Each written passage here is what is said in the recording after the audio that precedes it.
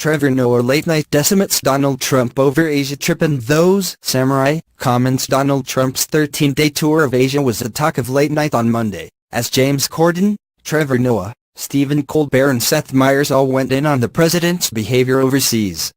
POTUS trips started with a stop in Hawaii before heading to Japan, where he met with Prime Ninister Shinzo Abe. He then continued on to South Korea. Following the president's trip, Secretary of State Rex Tillerson will then kick off his own 13-day trip to apologize for everything Donald Trump says, Corden joked on The Late Late Show. Trump was in Japan yesterday, and plans to also visit Korea, China, Vietnam and the Philippines. Or, as Trump calls them, China, he continued. The host also joked that Shinzo Abe looked like an exhausted parent on Take Your Kids to Work Day during his interactions with the president.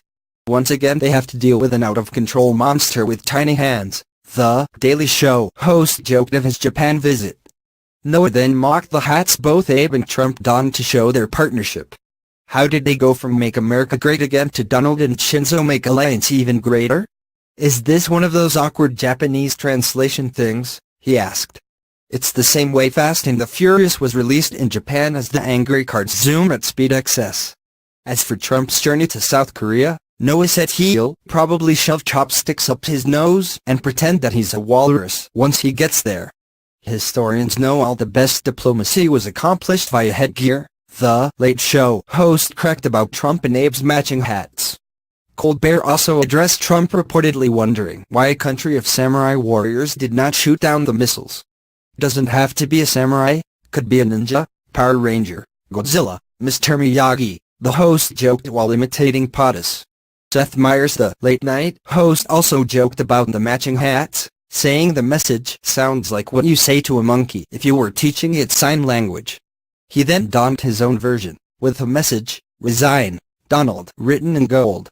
Of the samurai comments, he added, okay, there are about 54 things wrong with that, but let's just do 3. 1. Japan hasn't had samurai warriors in hundreds of years. 2. They famously carried swords. So if the rockets were more than like 8 feet off the ground, good luck. And 3, anybody who watches movies knows that samurais were white guys. He then showed images of Tom Cruise and The Last Samurai, Steven Seagal,